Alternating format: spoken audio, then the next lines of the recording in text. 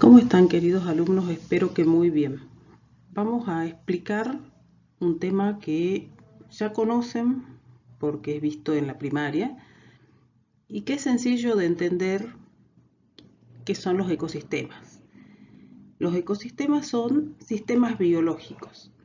Cuando hicimos el estudio de los niveles de organización en los seres vivos, vimos que un sistema es un conjunto de partes que funciona coordinadamente para cumplir una función. En los ecosistemas ocurre lo mismo. La palabra, el término ecosistema, está formado por dos términos, valga la redundancia, que se combinan entre sí.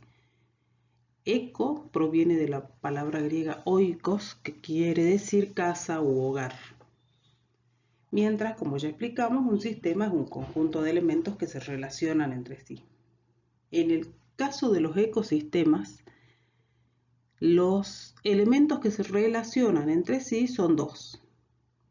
Uno, conocido como factor biótico, o también con el nombre de biocenosis, que representa el conjunto de todos los seres vivos de un determinado espacio.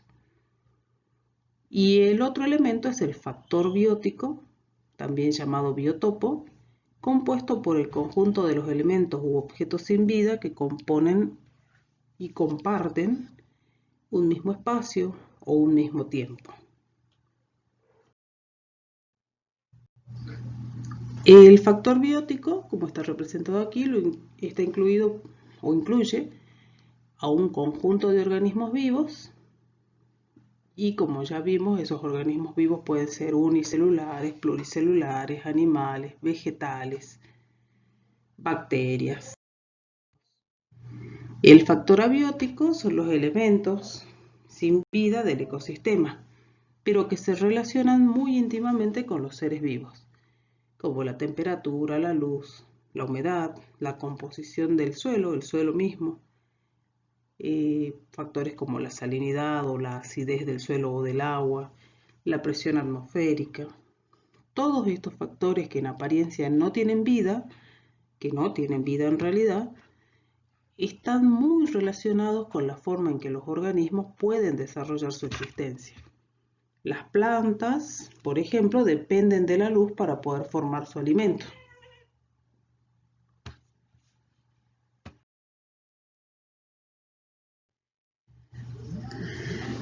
Los ecosistemas pueden ser agrupados o clasificados teniendo en cuenta diferentes criterios o formas de clasificación. Una de las formas más conocidas es teniendo en cuenta dónde se lleva a cabo, dónde se desarrolla la vida dentro del ecosistema. A eso se le llama criterio de ubicación, dónde está ubicado el ecosistema que estoy estudiando. Si los organismos se desarrollan en el interior del agua, estoy hablando de un ecosistema acuático. Si los organismos se desarrollan sobre el suelo o dentro del suelo, estoy hablando de un ecosistema terrestre o aeroterrestre. Y existe una tercera clasificación un poco menos conocida de ecosistemas muy particulares que se desarrollan como límite entre un ecosistema totalmente acuático y uno absolutamente terrestre. Esos son los ecosistemas de transición. Cada vez que hablemos de una playa, de la orilla de una laguna, de un río, estamos hablando de un ecosistema de transición, de pantanos, de manglares. Sí, voy a tener en cuenta el criterio de cómo fueron formados estos ecosistemas. En ese caso, estaría teniendo en cuenta el criterio de origen. Y voy a tener tres posibilidades. Que el ecosistema haya sido creado por la naturaleza.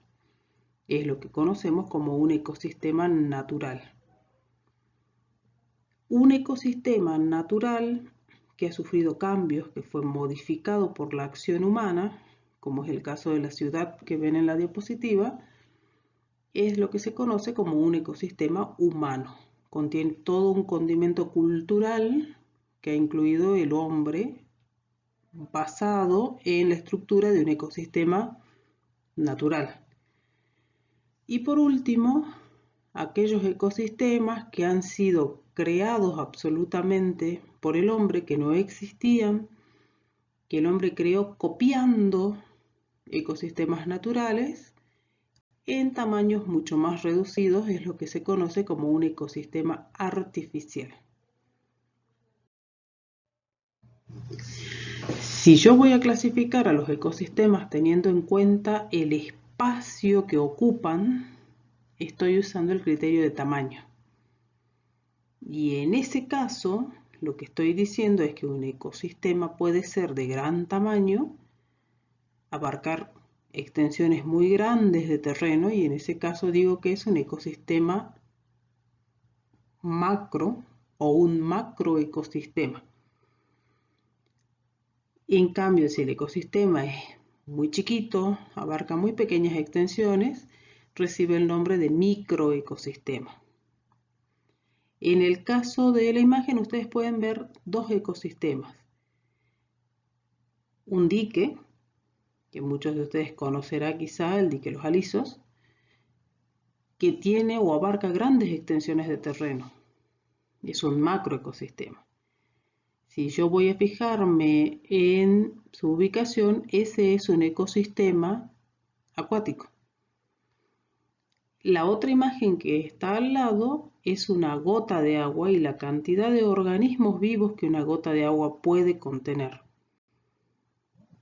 Ese es un microecosistema. Si bien la ubicación en ambos casos es la misma, los dos son ecosistemas acuáticos, si yo los clasifico por su tamaño, la clasificación cambia. Ahora acá es donde se nos complica. Muchas veces es difícil delimitar dónde termina un ecosistema y comienza otro, porque en realidad en la naturaleza no existen los límites fijos y marcados. Todo se va uniendo y se va mezclando de tal manera que forma una unidad completa. En un solo espacio pueden coexistir varios ecosistemas diferentes. En la imagen ustedes pueden ver un ecosistema acuático y el borde de ese ecosistema acuático es un ecosistema de transición que da lugar después a un ecosistema terrestre. Parte de este ecosistema es natural, sin modificación alguna, pero en otras partes de la misma imagen se pueden ver estructuras que el hombre fue incluyendo y por lo tanto ya estoy hablando de un ecosistema que es humano.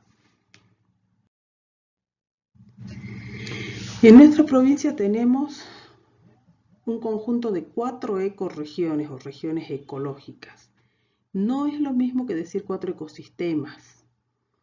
Cada región presenta un suelo determinado, una altitud determinada, una intensidad solar o de luz solar determinada y por lo tanto determinados organismos habitan esas regiones y son, eso en la mayoría de los casos, específicos de esas zonas. Dentro de esas grandes regiones pueden estar incluidos múltiples ecosistemas. Estas 4 ecorregiones son las yungas o selva tropical nublada, subtropical nublada, selva húmeda, que es toda la zona que nosotros conocemos como el ramal jujeño.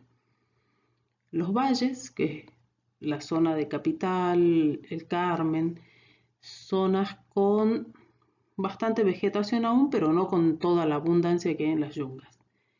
La zona de Quebrada, que tiene un poquito menos de vegetación y vegetación muy específica, y la Puna, que es la zona más desértica dentro de las ecorregiones.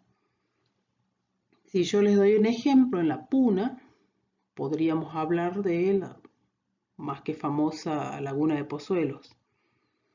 Y en ese caso, en la zona de la Puna, yo estoy encontrando ya un ecosistema acuático.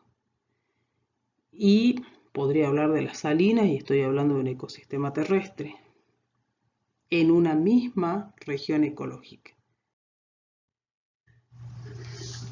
Bueno, esto es para pensar. Dijimos que un ecosistema es justamente un conjunto de partes que trabaja de una manera muy organizada que le permite mantener una independencia casi absoluta. A eso nos referimos con una máquina autosustentable. Produce sus propios alimentos, su propia humedad, mantiene dentro de lo que es posible todas sus cualidades y capacidades. El ser humano es una herramienta de cambio increíble dentro de los ecosistemas, porque en muchos de los casos hemos olvidado que no somos los propietarios del ecosistema. Somos una parte de ese ecosistema, una parte del factor biótico de un ecosistema. Y nuestras acciones han ido determinando cambios muy drásticos muchas veces. Son pequeños gestos cotidianos, cosas chiquititas las que permitirían mantener nuestro entorno, nuestro pequeño ecosistema en orden. No necesitamos ir a la selva, no necesitan ir a un río.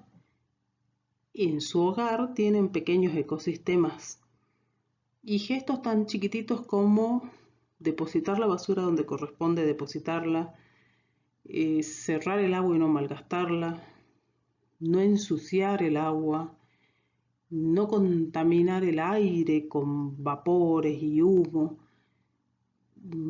forestar, poner un poco más de plantas, no dañar a aquellos organismos que son capaces de llevar el polen de una flor a otra y por lo tanto hacer que prospere cierta cantidad de plantas que son útiles y necesarias.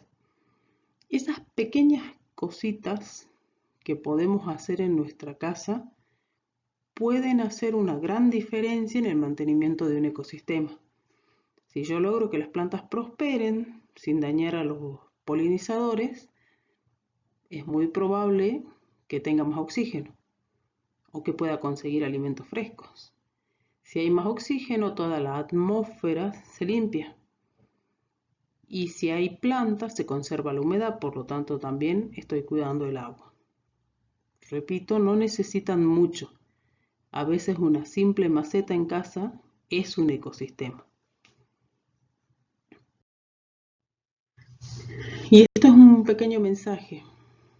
En estos tiempos que vivimos, tenemos que cuidarnos nosotros, cuidar nuestra salud. Y parte de este cuidado de la salud incluye también cuidar nuestro entorno, nuestro hogar. En nuestra región, eso es algo muy tradicional, muy cercano a nuestros afectos. La tierra es considerada la madre de todo. Este mes es el mes de la Pachamama.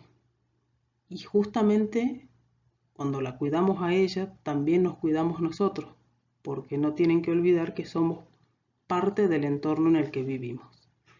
En la próxima clase esperamos tener algún otro tema que a ustedes les interese y les guste.